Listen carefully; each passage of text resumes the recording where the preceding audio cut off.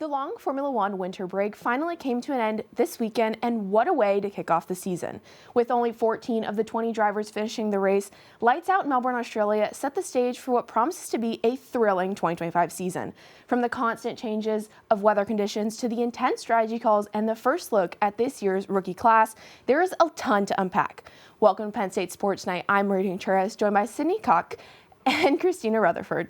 Sydney, the 80% chance of rain that was predicted earlier in the week could not have told us what was to come on Sunday with all the mixed conditions.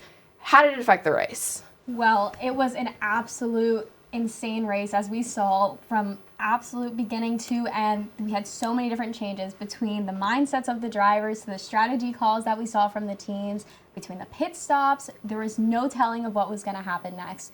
We had no clue what the drivers were going to do in terms of over the radios. They were trying to make their own calls at certain points. And even the teams had no clue what they were going to do in terms of splitting up. As we saw, some of these teams had drivers at the front and the back of the grid.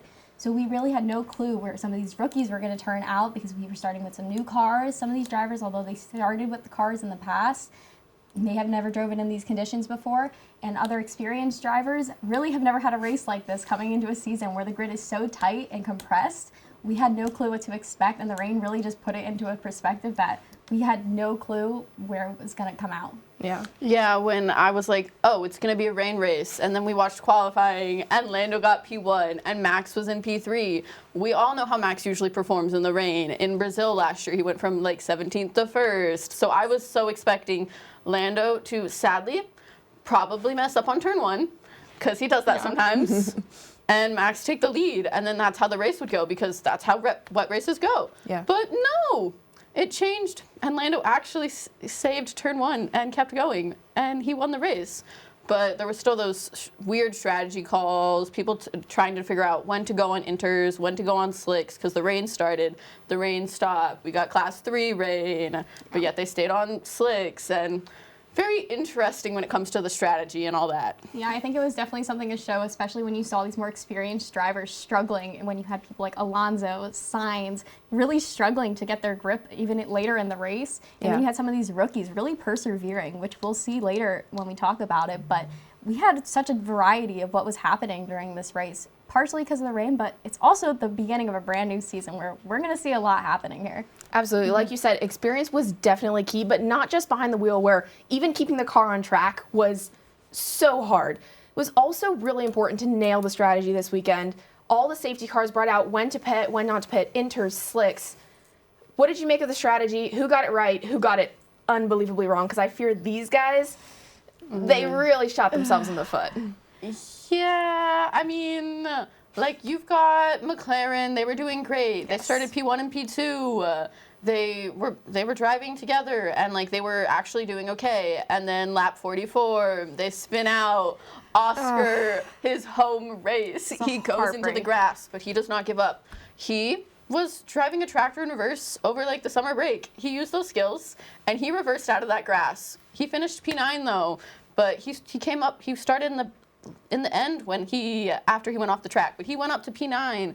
But so there were some wins in McLaren, also some losses. But Ferrari, I don't know what their strategy is sometimes. You know, I've seen it, people going, Ferrari, they're clowns. We see that sometimes.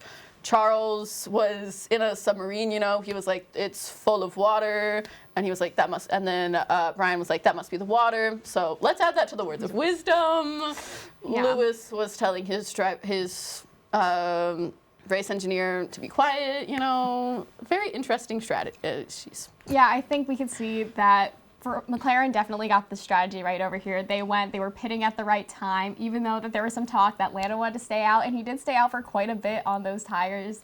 And he definitely made some right strategy calls over time. And some of these teams really did have the good strategy, came in at the right time. Even some of these back of the grid teams, mid of the grid, if you even want to call it that at this point, even though the grid's so compressed. At one point, the whole grid was in 1 second of each other, which is something we almost never see anymore in modern day Formula One. But again, like we were saying, Ferrari kind of messed that up again. We were kind of seeing some of this Ferrari that we saw back in 22, back in 23, where they make these strategy calls to come in a little late, come in a little early, put on the wrong tires, and obviously that cost them. At one point, we had Hamilton P1, Leclerc P2, which could have been a phenomenal outcome for this team. If only. If only. And then they come into pit, and that puts them back in P9, P10, and like you said, Oscar was able to phenomenally come back into the race, get out of that grass, and was able to put it back up into the points, which again put a phenomenal result for McLaren, putting them P1 for now. But again, there were just some teams that was able to so much do a lot better with this strategy calls. And it really did come down to what tires and when do they decide to pit and use that strategy calling. Yeah, and along with all that, they were trying to decide that. There was rain, and then there were safety cars because 6 drivers crashed out, one of them on the formation lap. But still, they had to figure out, do I pit during the rain, the safety car? It was raining during the safety car, not raining. It's a very interesting race with difficult decisions to be made. Yeah. Well, clearly Ferrari was missing their key strategist, Carlos Sainz, who helped Williams pit on the right lap, even though he crashed early, helped Alex Albon pit on the right lap. And even Max, I think they did a decent job of, staying out. If you look at those onboards for those flat 44, 45, he saved so many, almost, race ending. But we saw 3 constructors in the top 3. We have McLaren, Red Bull, Mercedes. Mercedes and McLaren tied for points going into the next round. First race of the season. Where do you see this Constructors' Championship going? Is McLaren going to run away with it? Or are we on for a bigger championship fight than we predicted back in Bahrain for testing? I think this championship, although I obviously predicted in the beginning of the year that this could be McLaren's win, I think that this championship is up to anybody. I think Mercedes is a lot harder and a lot bigger of a contender than we obviously thought. You have Kimi Antonelli coming out, putting out an insanely strong performance for his first race up in Formula One. Obviously giving Mercedes that pull over McLaren. Red Bull with Max, obviously, if Liam Lawson is able to put it up in the points more consistently and keep the car on the track, then you're going to have Red Bull be a super strong contender up there with Max, because obviously we know Max, if given any car, can put it up there in the points. So I think that this podium is a good representation that it's anybody's game, because you didn't hear Russell that much over the radio or talking that much, but he's able to slide up there and get in there. And when you see these constructors here, Williams, a number 4 on the constructors, when have you seen that in the past 5-10 years? That's not often that you get to see that. And it wasn't even Carlos that was even on the top 10 points. It was Alex Albon. That's not something that you're used to hearing. So these constructors are really going to get mixed up, and I think, and I don't really know if there's any way to tell who's going to be the top runners for the next few races. Yeah, me and Marina, we were talking about this earlier, and she asked me, do you think McLaren's going to have the constructors? And I was like, I'll have a clear answer on who might win the constructors 1/3 into the season, because Ferrari's in 7th right now in the constructors. I don't think anybody thought that was going to be happening, and Stake is above them. And they only had one driver finish in the points because Gabriel Bortoleto crashed, and it was Nico Hülkenberg, and it was like Stake in the points, Stake in 6th, higher than Ferrari, when last year they got, 1 point? Yeah. So, and Williams up there, Aston Martin, again, Williams, Aston Martin, and Stake, they only had 1 driver finish in the points, and they're all above Ferrari and all these other teams. It's a really, there's a really big upset in the constructors, and I don't think I have a clear view of anything happening yet at all in this season. Yeah, I definitely think part of that was obviously the rain, but again, to see Sauber above Ferrari is insane, and Williams up there, but you mentioned Kimi Antonelli, you mentioned Gabriel Bortoleto, a lot of rookies this year, 6 rookies on the grid. They've done a lot. They've crashed a lot. Isaac Hadjar on the formation lab, Jack Doohan. What do you see from them so far? Who's potentially the highest rookie? What are we thinking? I think obviously we have to give props where prop is due. You have Kimi Antonelli put out outstanding performance, even with the DNFs. You had him go from P16 to P4. He almost got up there on a podium on his first debut in Formula One. Ollie Behrman, although he didn't have a great weekend, crashed twice in the other sessions, he was able to keep it on the track and was able to put it in P14. Not in the points, but we do know from his other performances in Formula One last season that he is able to give a good performance. When it was in the Ferrari and even the Haas last season, he is used to driving this car and is able to good performance. So we do know that the Haas wasn't a good car this weekend, but if they put out the tweaks and get that car ready, I think Ollie can put up a good performance. In terms of the other rookies, I honestly think that this may have just not been a good weekend for them because we saw that Isaac Ajard was having a really good weekend otherwise. He was putting it up there with Yuki Tsunoda, and he was really doing strong to kind of show Red Bull what he was made of. You have Jack Doohan, obviously, that his seat's kind of up in the air right now, but you don't really know what's all going to happen with him, and him I'm a little still unsure of.